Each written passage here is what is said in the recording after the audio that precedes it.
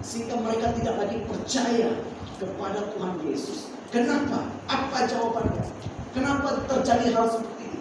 Banyak orang sudah tidak lagi percaya akan kebenaran yang disampaikan oleh firman Tuhan, karena mereka kurang pengetahuan. Sekalipun mereka dengar tentang kebenaran firman Tuhan, tapi kurang pengetahuan. Umat binasa karena mereka kurang pengetahuan tentang apa? Tentang firman Tuhan.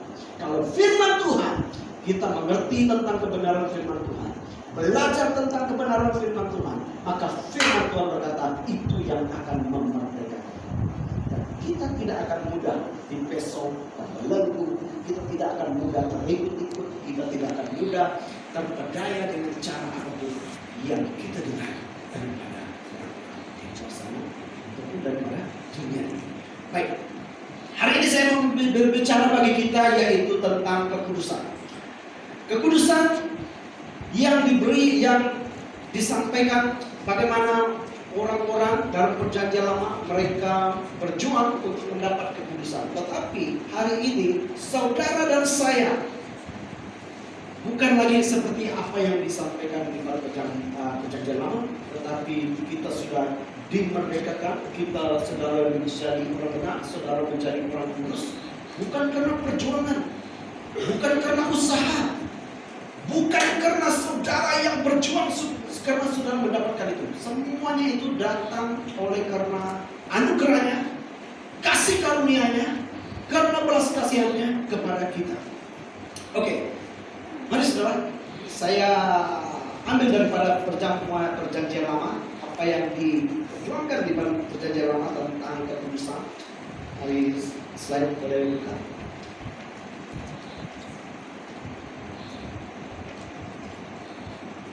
Ya. Hari ini saya berbicara tentang kekudusan, ya. Kalau saudara lihat di dalam kekudusan tentang perjanjian lama, ya, yaitu kalau saudara boleh lihat di sini, ini adalah tabernakel, ya, di mana tempat menjadi mesbah, tempat penyembahan, ya, dilakukan, dan ada ruangnya kudus, dan ada tabut perjanjian, dan imam adalah berfungsi sebagai yang paling besar, ya. Yang dikatakan kudus adalah imam besar, ya, hanya imam besar yang boleh masuk ke dalam ruang maha kudus. Jadi kita harus tahu tentang bagaimana perjanjian lama itu tentang berbicara tentang kekudusan, sehingga saudara dan saya hari ini, ya, bagaimana kita mendapat kekudusan dan kebenaran itu, sehingga saudara punya pengertian bahwa di dalam perjanjian lama bagaimana mereka memberikan persembahan, dan sehingga mereka dikatakan boleh menjadi orang kudus. Dan hari ini saudara dan saya bukan tentang perjuangan dan bukan tentang kekuatan kemampuan Tuhan, tetapi terima kasih kepada Tuhan. Oke, next slide. Oke. Slide yang seterusnya. Oke. Saya mulai daripada tabut perjanjian. Ini adalah yang dinamakan tabut perjanjian, ya. Tabut perjanjian ini yang hanya ada di tempat ruang maha kudus. Tabut perjanjian adalah melambangkan kehadiran Tuhan, ya. Melambangkan kehadiran Tuhan di tengah-tengah umat Israel ketika mereka berada di padang gurun. Jadi tabut perjanjian ini diletakkan di tempat ruang maha kudus. Nanti saya akan tunjukkan gambar, mungkin ketika ada gambar kita mungkin boleh senang untuk kita pahami, ya. Nah, saya bertanya, apa yang ada di dalam tabut perjanjian ini? Tabut ini merupakan kehadiran Tuhan, ya, di tengah umat Israel, ya. Ini sangat penting bagi umat Israel karena itulah kehadiran Tuhan, ya. Jadi, apa yang ada di dalam tabut ini adalah, di dalam tabut ini ada 2 batu yang berisi 10 perintah ataupun 10 hukum yang ada diletakkan di dalam tabut ini. Dan juga di dalam tabut ini ada buli-buli emas yang berisi mana, ya, berisi mana juga diletakkan di dalam tabut ini. Dan juga lagi tongkat Harun, ya, tongkat Harun yang bertunas, ya. Tongkat Harun diletakkan di dalam tabut ini. Tabut ini merupakan kehadiran Tuhan. Ya. Kenapa Tuhan suruh meletakkan ketiga-tiga benda ini di dalam tabut ini? Karena ini merupakan tiga-tiga benda ini pemberontakan orang Israel, ya, pada masa itu. Oke, apa yang dikatakan di dalam, kalau kita baca di dalam Ibrani, Keluaran, dan semuanya kita boleh lihat kan, ya, tongkat ke-10 hukum yang dituliskan, yang diberikan Tuhan kepada Musa, 10 hukum, ya. Pemberontakan Israel, mereka tidak dapat mengikut ke-10 hukum ini. Jadi ke-10 hukum ini yang ditulis di dalam batu ini diletakkan di dalam tabut perjanjian ini. Yang kedua adalah merupakan buli-buli emas, ya. Di dalamnya ada mana. Mana merupakan pemberian Tuhan kepada umat Israel yang di padang gurun. Ya. Mereka sebenarnya di padang gurun tidak ada makanan apa, semuanya tidak ada.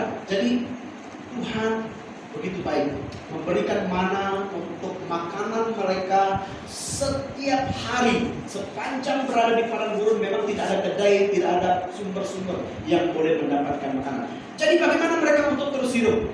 Semuanya turun dari langit.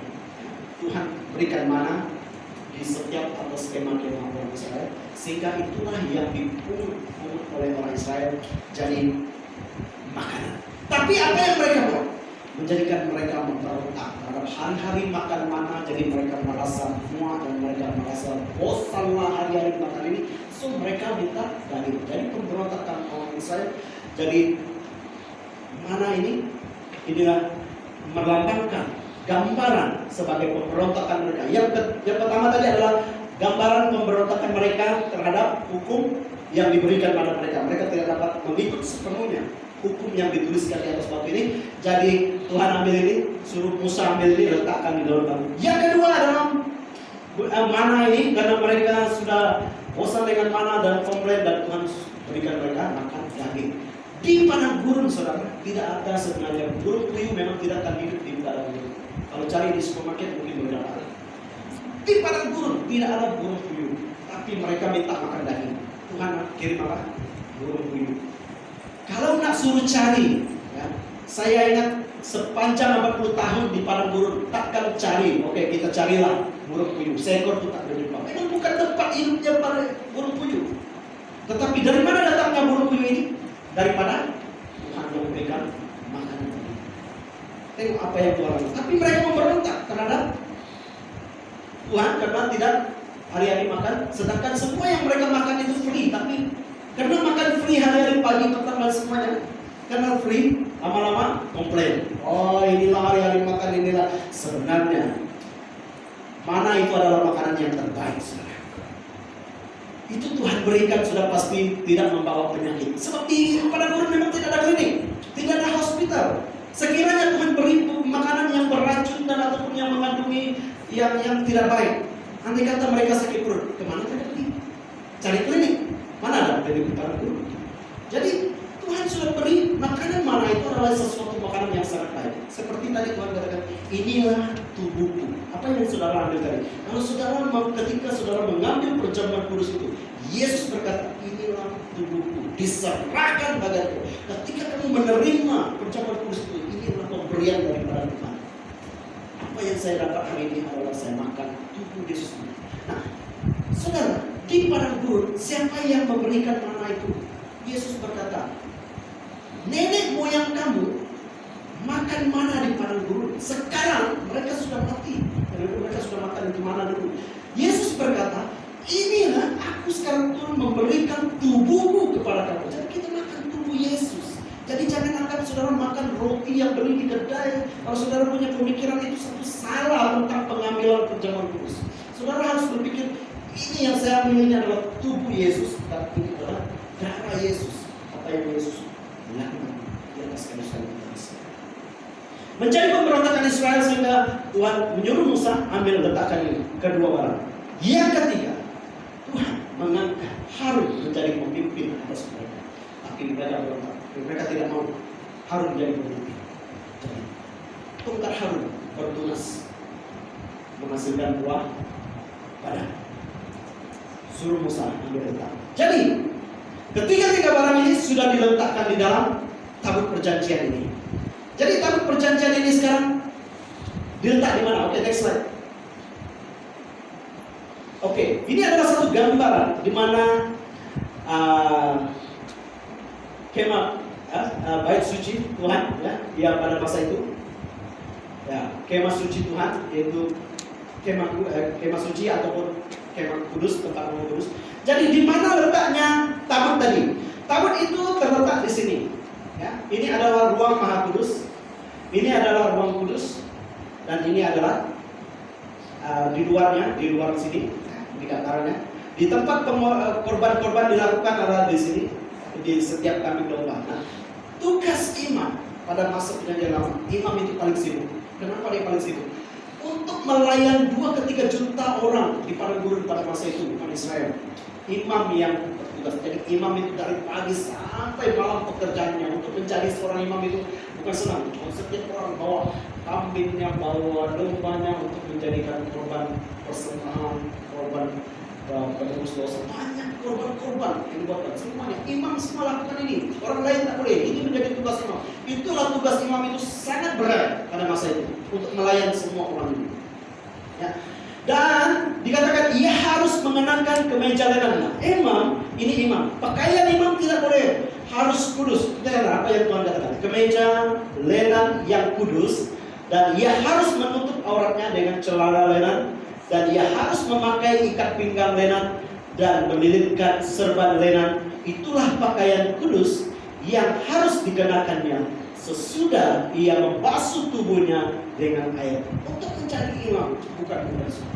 Dia juga harus kudus. Pakaiannya harus kudus.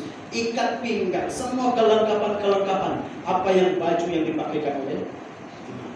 Karena sebelum dia masuk ke ruang Maha Kudus, tidak ada satu orang yang berani masuk ke tempat ruang Maha Kudus. Siapa masuk pasti akan mati. Sebab Allah itu kudus. Jadi di ruang Maha Kudus, siapa yang masuk dia akan mati. Ketika Musa mengambil ini ke-10 hukum batu di Gunung Sinai, gunung itu ditutupi oleh awan, dan satu orang pun dikeliling dengan gunung itu pun tidak berani menyuruh orang mendekat. Binatang pun tak boleh dekat. Tuhan itu kudus. Dia berada di Gunung Sinai ketika dia memberikan 10 gunung kepada Musa. Siapa yang berada di keliling gunung itu, maka binatang pun tidak disuruh. Bayangkan kekudusan Tuhan yang kita pelajari pada terlihat. Oke, ya, semuanya harus kudus. Oke, pergi ke next slide. Oke, sebelum itu imam, sebelum dia memberikan persembahan, ya, masuk ke ruang Maha Kudus, imam terlebih dahulu haruslah menguduskan dirinya. Dia sendiri harus korbankan seekor lembu untuk dia menjadi kudus. Ya. Kemudian imam, yaitu Harun, harus mempersembahkan lembu jantan yang akan menjadi korban penghapus dosa bagi dirinya sendiri. Sebelum dia pergi ke ruang Maha Kudus itu, dia harus mempersembahkan seekor lembu jantan muda. Lembu jantan muda harus dipilih, bukan sembarang. Oh, bagilah ini, tengok yang timpang-timpang, oh bau inilah lebih. Oh, tidak boleh, itu tidak akan diterima. Oke? Nah, penghapus bagi dia. Dan dengan demikian mengadakan pendamaian baginya dan bagi keluarganya. Dia harus menguruskan dirinya, memberikan persembahan sebelum dia membawa persembahan bagi umat Israel. Ya. Oke, dia harus mempersembahkan satu ekor lembu bagi dia. Itu yang harus dia lihat. Oke, teruskan. Next slide. Ya, ketika imam ini sudah mempersembahkan lembu tadi, lalu darahnya, ya, bukan hanya mempersembahkan korban bakaran itu, tetapi darahnya itu yang sangat penting. Ya. Darah, di sini ada unsur darah. Jadi kita akan melihat darah itu, bagaimana penggunaan darah itu dalam perjanjian. Imam itu lalu harus mengambil sedikit dari darah lembu jantan itu dan memercikkannya dengan jarinya ke atas tutup pendamaian. Nah, jadi kalau saudara lihat dari tabut perjanjian itu, tabut perjanjian kotak tadi, tutup pendamaian adalah penutupnya. Itu yang dikatakan tutup pendamaian. Ya. Karena itu setiap yang ketiga barang tadi merupakan dosa umat Israel, pemberontakan mereka. Jadi sudah ditutup di dalam tabut. Jadi yang dinamakan tutup itu adalah tutup pendamaian. Itu yang mendamaikan umat Israel dengan Tuhan. Itu yang dikatakan tutup pendamaian. Jadi darah itu dipercikkan dengan jarinya ke atas tutup pendamaian. Satu kali di atas tutup pendamaian, darah lembu tadi. Dan seterusnya. Dan ke depan tutup pendamaian itu dia harus memercikkan sedikit darah. Next slide. Di depan tabut tadi. Oke, di depan tabut lagi. Ini tabut tadi, di atas ini diletak satu kali darah. Ya. Yang kedua diletakkan 7 kali. Ya. Ini adalah sedikit darah di lembu jantan dan memercikkannya dengan jari ke atas penutup pendamaian. Dan dia harus memercikkan sedikit darah itu dengan jarinya 7 kali ke depan tabut itu, di depan tabut. Oke. Itulah kepuasan Allah dikuduskan. Kalau hanya memberi persembahan saja, Allah itu adalah Allah yang kudus. Tapi korban bakaran tidak cukup, tapi dengan darah yang dipercikkan.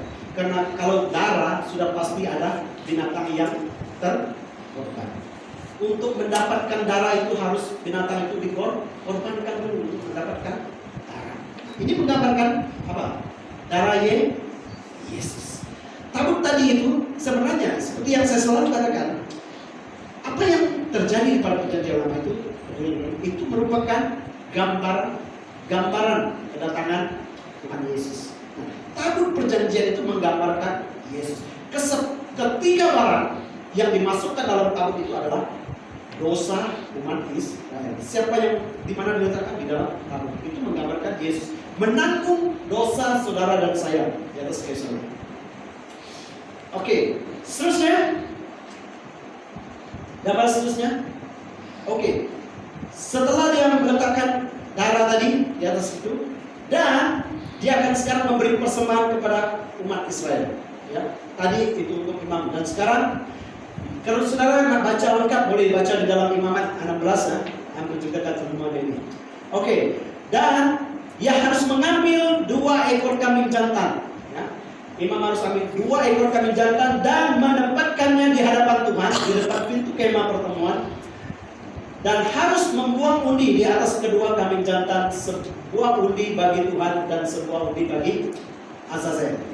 Nah, satu kambing ini dipersembahkan kepada Tuhan sebagai korban bakaran. Yang satu lagi akan dilepaskan di padang gurun. Ini yang dinamakan Azazel. Azazel adalah maksudnya satu lagi kambing ini dilepaskan di padang gurun dan akan dibawa keliling dan akan dibuang ke tempat jurang. Nanti kita tengok. Oke. Nah, kedua-dua dan sebelum mereka mengambil keluar ini ada benang merah. Katakan ada imam pegang benang merah dan benang merah ini diikat pada yang dilepaskan. Yang satu dijadikan korban, yang satu akan dilepaskan kepada guru, dan benang merah yang ada pada imam ini ikat di tanduk kambing ini. Satu ikat pada yang pintu pertemuan, yang pintu pertemuan tadi, kain benang merah diikat di sana. Satu pada ini kambing dan satu pada. Oke. Seterusnya, slide seterusnya. Dan imam harus meletakkan tangan ke atas kambing ini. Untuk apa? Kadang-kadang kita, ya, kenapa perlu doakan ini kambingnya? Perlu tumpang tangannya. Oke. Imam besar tumpang tangan dan memperkatakan tentang dosa dan pelanggaran dosa. Nah, imam besar tidak tanya umat Israel apakah dosa mereka, apakah yang mungkin kalau mereka berkata tentang saya punya dosa berapa lama, nak layan orang berapa juta orang, nak layan tanya dosa satu persatu. Tak mungkin mereka akan sebut setiap dosa yang mereka lakukan, dan mereka akan lupa juga apa yang dosa mereka lakukan. Jadi semua itu imam yang memperkatakan. Jadi imam memperkatakan tentang dosa umat Israel ya, sebelum melepaskan kambing itu. Setelah selesai mengadakan perdamaian tempat kudus, kemah pertemuan serta mezbah, ia harus mempersembahkan kambing jantan itu. Harus meletakkan kedua tangannya ke atas kepala kambing jantan yang hidup itu dan mengakui di atas kepala kambing itu segala kesalahan orang Israel dan segala pelanggaran mereka. Apapun juga dosa mereka, dia harus menanggung kesemuanya itu ke atas kepala kambing jantan itu dan kemudian melepaskannya ke padang gurun dengan perantaraan seorang yang sudah siap sedia untuk itu. Jadi imam letak tangan atas kepala kambing ini, ya, tentang dosa-dosa Israel. Jadi maksudnya dosa-dosa umat Israel sudah dipindahkan kepada kambing ini sebelum kambing ini dilepaskan. Oke, setelah letakkan tangan dan kambing ini, oke, terusnya next slide. Oke, setelah itu yang tadi benang satu merah yang diikat pada bentuk kemah pertemuan dan umat Israel, mereka ketika mereka menyembah, mereka tidak menghadap ke bagian barat. Kenapa? Karena pada barat munculnya matahari. Jadi kalau akan menghadap ke mereka menghadap ke timur, ya, karena tidak menghadap ke barat, karena akan dikatakan menyembah matahari, ya, karena terbitnya matahari. Jadi mereka membelakang, ya, bagian barat dan mereka pergi ke sebelah timur, ya.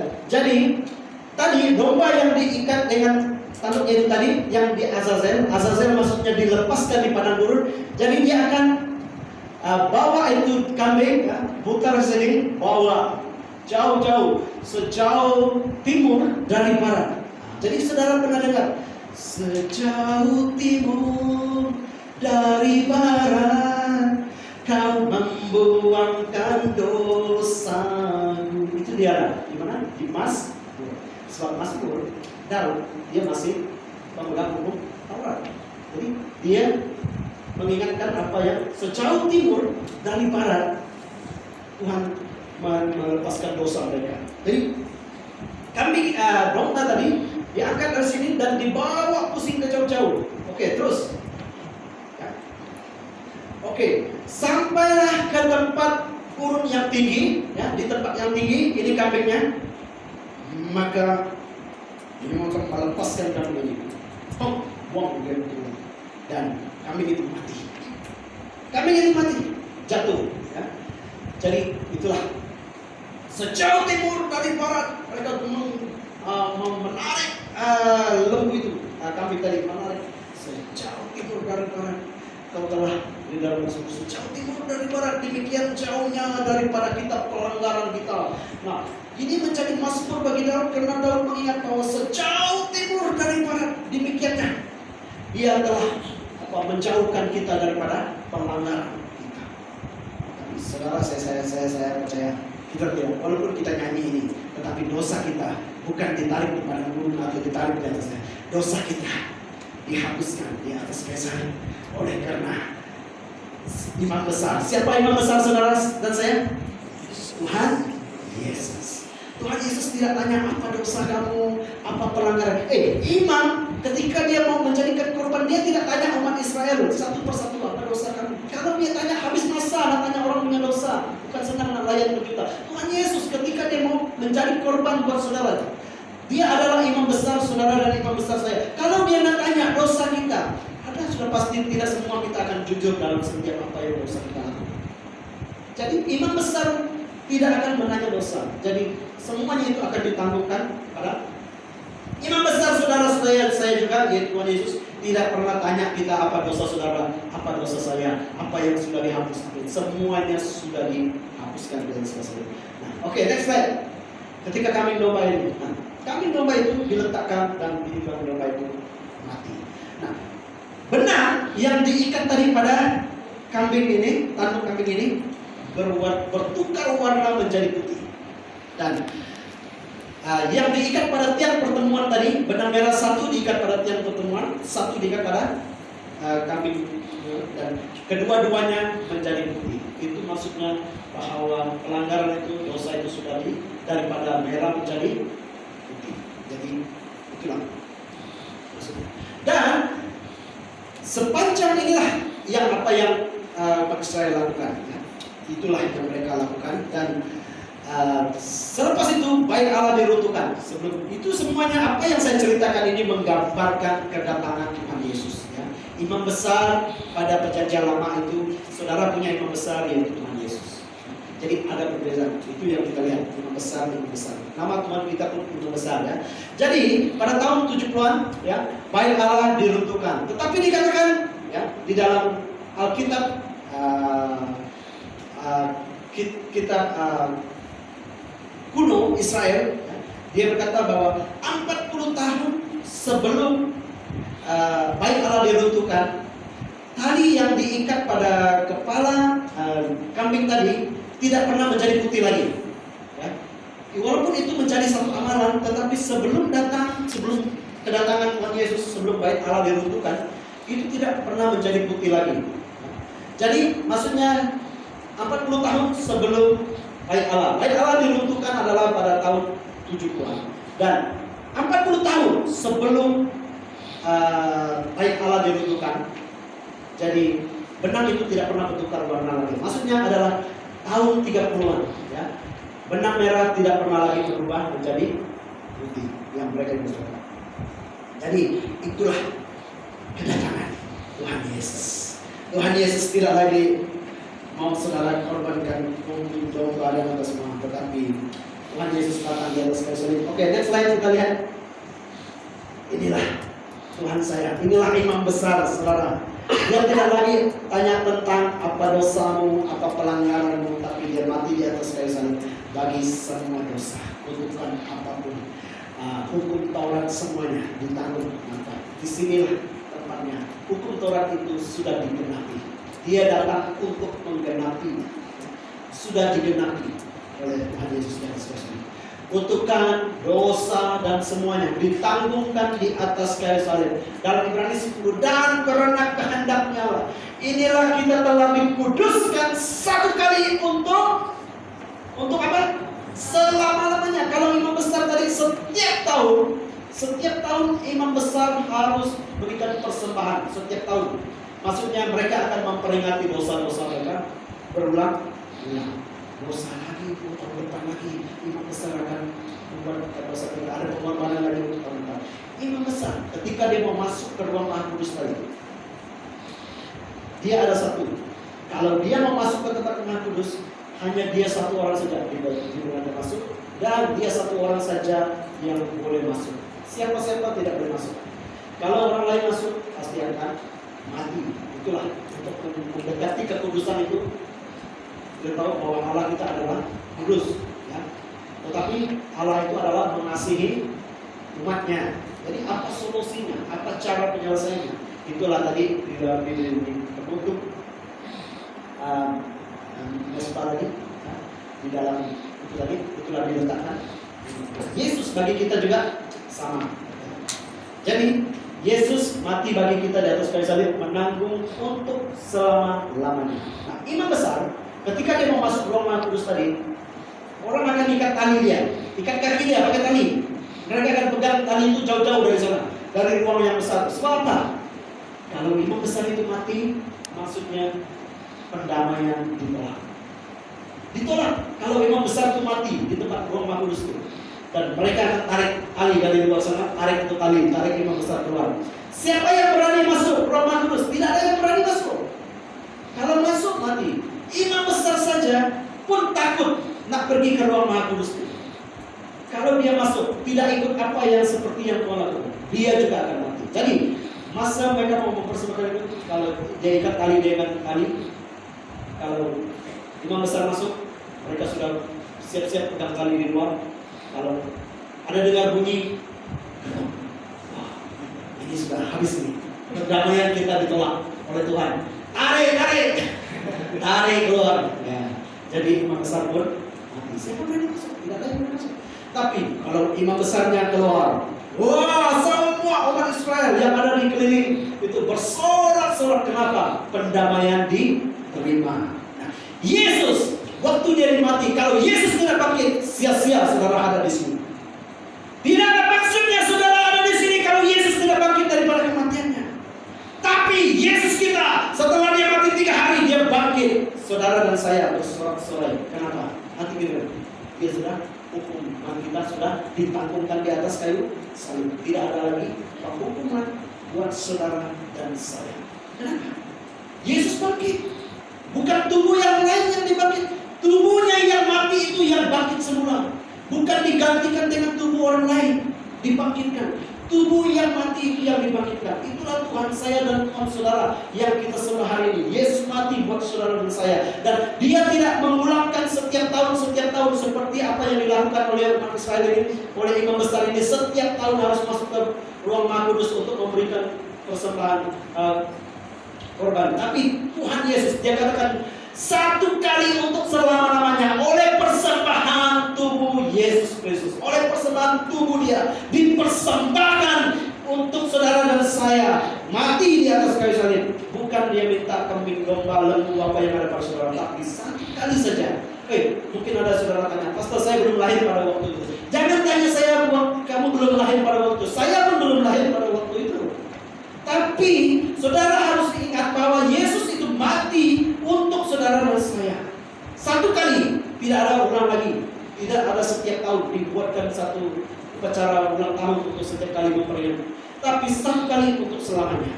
Jadi Yesus sudah mati bagi dosa saudara dan saya satu kali untuk selamanya. Terus ada slide.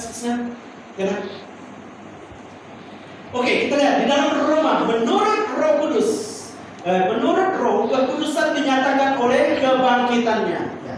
Saudara dan saya sekarang mendapat kekudusan, ya, bukan oleh perjuangan, bukan oleh karena kekuatan dan kemampuan saudara. Dikatakan orang kudus sekarang. Saudara menjadi kudus adalah oleh karena apa yang Yesus lakukan di atas kayu salib. Dari antara orang mati bahwa ia adalah anak Allah yang berkuasa. Yesus Kristus Tuhan kita. 1 Korintus 1 ayat 2 berkata, kepada jemaat Allah di Korintus, yaitu mereka yang dikuduskan di dalam Kristus Yesus dan yang dipanggil menjadi orang-orang kudus.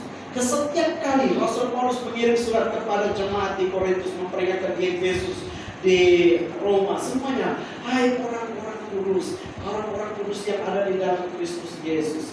Dia selalu mengatakan orang-orang kudus. Siapa orang-orang kudus? Saudara, siapa orang-orang kudus? Saya mau tanya. Saudara dan saya, jangan malu, saya orang kudus.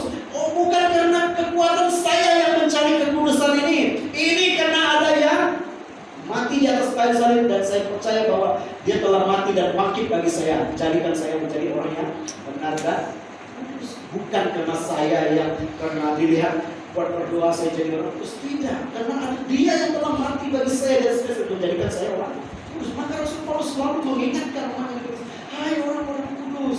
Setiap kali dia mengirimkan surat orang-orang kudus yang ada di dalam Kristus Yesus. Saudara dan saya sekarang ada di mana? Di dalam Kristus Yesus. Jadi saudara dipanggil orang kudus. Semua katakan kamu orang kudus. Ada orang kudus di sebelah saya. Ada orang kudus di sebelah saya. Jangan malu lah. Ada orang kudus di sebelah saya. Orang kudus. Saudara, ini bukan perjuangan kamu. Ini bukan hasil usaha kamu. Tidak. Kamu jadi kudus karena Yesus sudah mati bagi kita. Ini yang perlu kita pahami. Itu yang saya percaya. Umatku binasa karena kurang pengetahuan, kata firman Tuhan. Dan kamu harus tahu kebenaran. Kebenaran itu akan memerdekakan.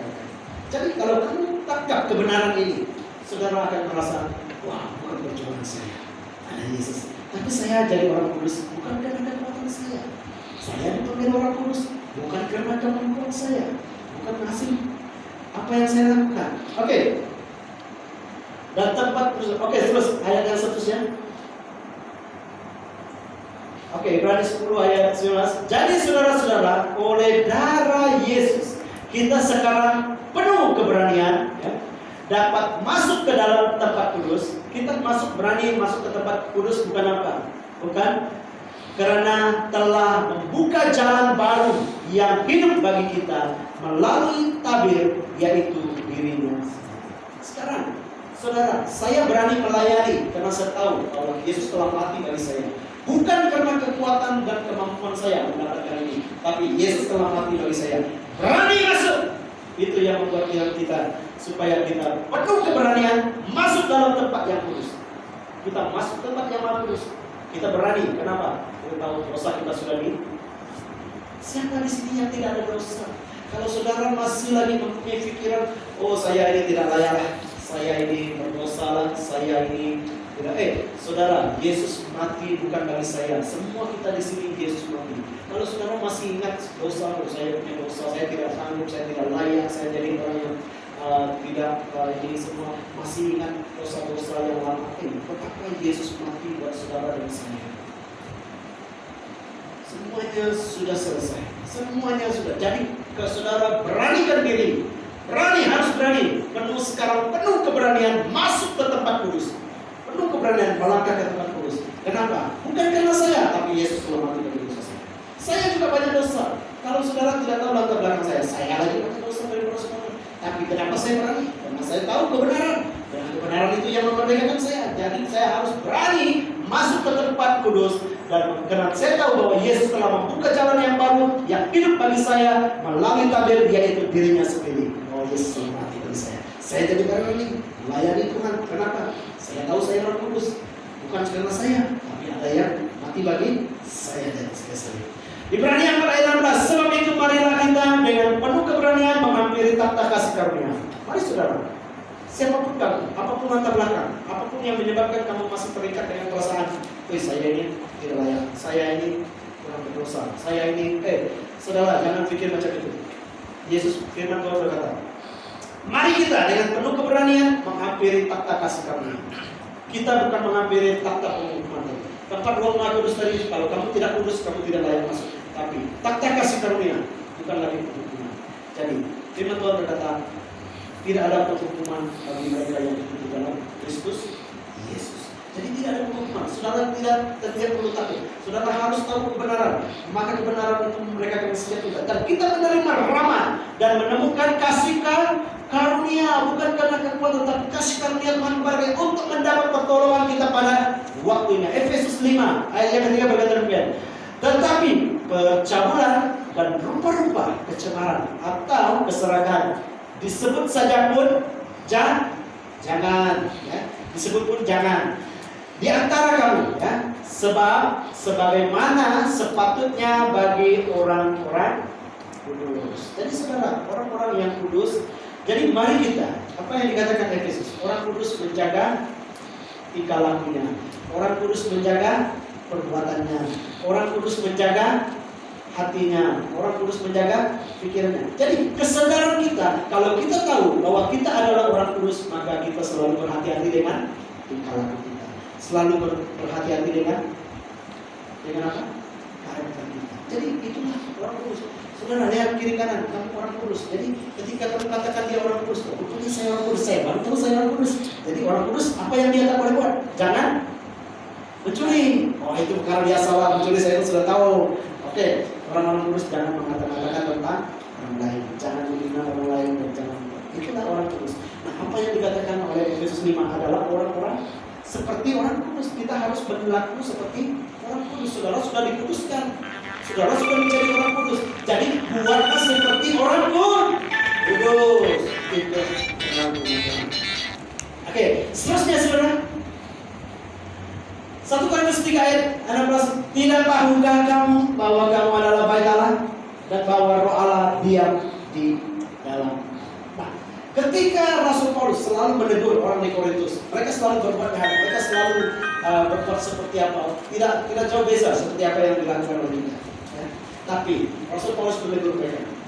Apa kata Rasul Paulus?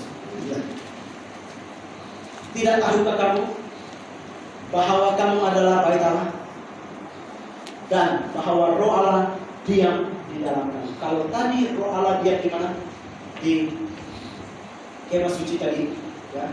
Di dalam tabut perjanjian mendapatkan dari Roh Allah. Sekarang Yesus telah mati bagi saudara dan saya. Saudara tidak perlu mencari mana itu kemah suci, mana itu tabut perjanjian, saudara tidak. Roh Allah itu sudah ada di dalam saudara dan saya. Semua katakan Roh Allah ada di dalam kamu. Jadi bukan lagi di tabut perjanjian sana. Nah, Jangan cari roh Allah bukan ada di sini lah. Dia sama orang dekat tabut perjanjian dengan umat Israel kan dapat ya. Saudara, Yesus telah mati bagi saudara-saudara. Semuanya sudah ditanggungkan di atas kayu salib. Jadi saudara, sekarang dengan saya punya keberanian mengambil kata kasih karunia.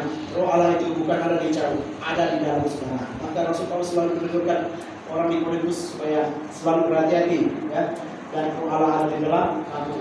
Nah, 1 Korintus 6 ayat 19. Atau tidak tahukah kamu bahwa tubuhmu adalah bait Allah kudus? Semua katakan kamu kudus. Oke. Bait Roh Kudus itu ada di mana? Di dalam kamu, tunjuk di dalam kamu. Bukan dalam tabut perjanjian lagi. Bukan di kemah suci. Sekarang di dalam kamu, sudah pindah di dalam kamu. Yang harus dijaga sekarang seperti orang menjaga bait kudus pada masa itu kekudusan. Demikianlah kita sekarang. Kita ini sudah menjadi orang kudus. Bait Allah itu ada di dalam kita, dan kita ini adalah tempat tinggalnya Roh Kudus sekarang. Jadi yang harus memuliakan Tuhan adalah kita. Jadi pujilah Tuhan dengan kekuatan tubuh. Barang siapa menyembah Dia, harus menyembah Dia di dalam roh dan kebenaran. Jadi saudara dan saya, muliakanlah Tuhan dengan tubuhmu. Tuhan bukan ada di tempat bait suci sana lagi, bukan ada di tempat perjanjian, di dalam tabut perjanjian.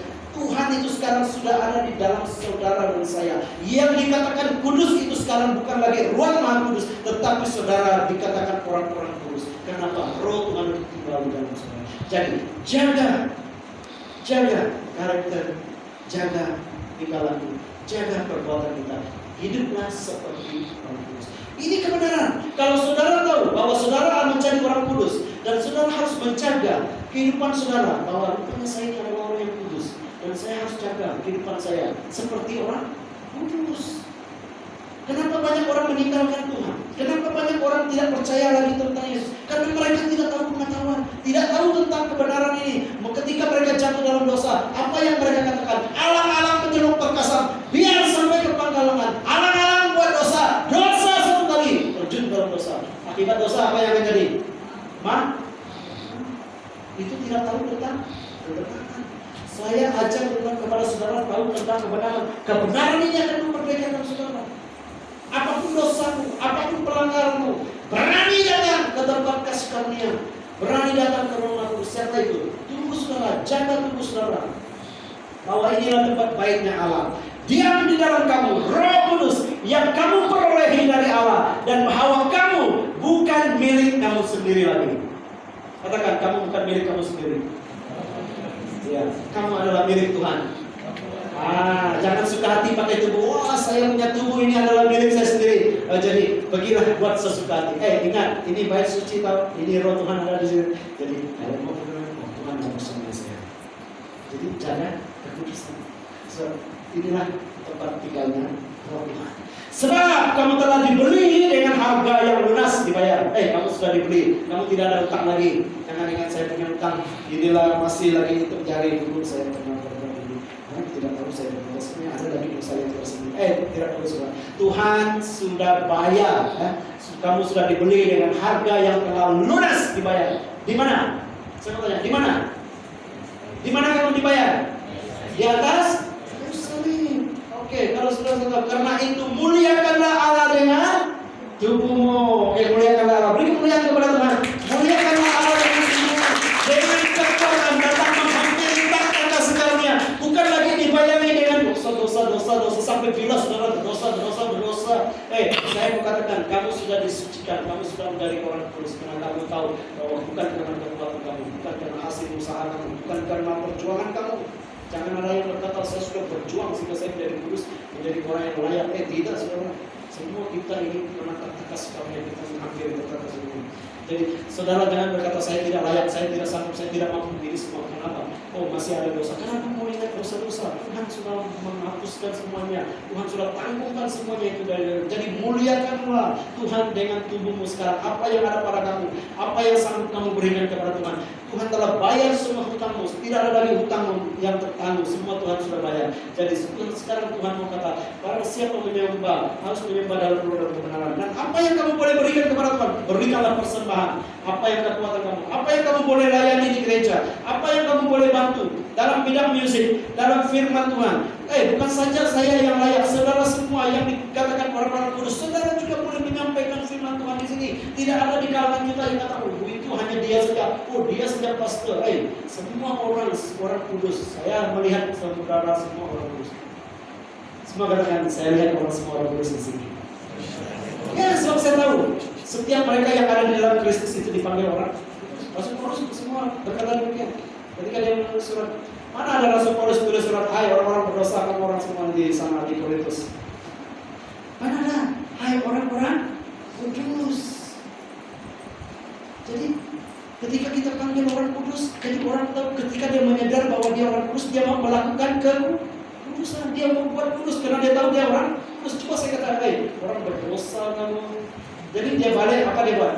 Dia kan tanpa dosa, dia ingat, alang-alang lah, pastor saja cakap saya ini orang berdosa, rupanya saya ini memang orang berdosa. Alang-alang menjalur pekasan, biar sampai ke pangkalan, terjun lagi gitu. Nah, jadi dia akan tambah berbuat dosa. Kalau saya katakan kamu orang-orang kudus, ketika saudara menyadari bahwa kamu adalah orang kudus, maka kamu menjaga rupanya saya orang kudus. Jadi saya harus buat kudus. Itulah kebenaran yang saya sampaikan kepada saudara. Jadi kebenaran yang luar biasa, saudara harus tahu kebenaran akan memerdekakan saudara. Jadi firman Tuhan sampai di sini. Beri kemuliaan kepada Tuhan kita. Berkati saudara baik yang ada di live streaming, yang ada di Facebook, Tuhan memberkati. Mari kita tutup mata. Terima kasih.